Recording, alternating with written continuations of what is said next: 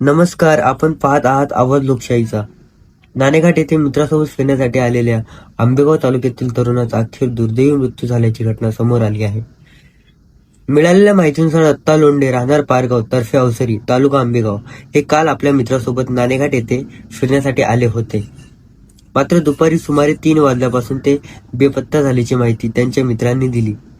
घटनेची माहिती मिळताच जुन्नर पोलीस, वन विभाग आणि स्थानिक बचाव पथकांनी तातडीने शोध मोहीम सुरू केली. रात्री उशिरापर्यंत ड्रोनच्या साहाय्याने शोधकार्य करण्यात आले. मात्र मुसळधार पाऊस, सोसायटीचा वारा आणि दाट अंधारामुळे शोध मोहीम तात्पुरती स्थगित करावी लागली. आज सकाळी पुन्हा शोधकार्य सुरू करण्यात आले.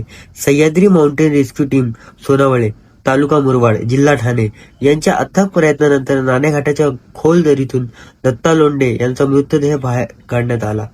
या दुर्दैवी घटनेमुळे परिसरात हळहळ व्यक्त केली जात असून नेमकी घटना कशी घडली याचा पुढील तपास जुन्नर पोलीस करत आहेत. नाणेघाट परिसरात नानाचा अंगठा या डोंगरावरती 4 मित्र फिरायला गेले होते.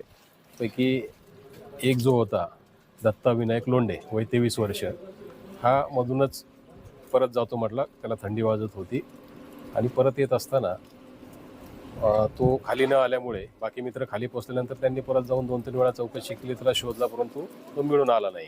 त्यानंतर आपल्याला माहिती मिळाल्यानंतर फॉरेस्ट विभाग, पोलीस, आपदा, महसूल खाते या सर्वांनी संयुक्त मोहीम राबवून शोध आणि बचाव कार्य सुरू केले. त्याच्यामध्ये ड्रोनचा वापर असेल, स्थानिकांची मदत असेल, रेस्क्यू टीमचा वापर असेल, या सर्वांचा वापर करून शोध घेतला असता मिळून आला नाही. अंधार, धुकं आणि असणारा पाऊस आणि घनदाट झाडी याच्या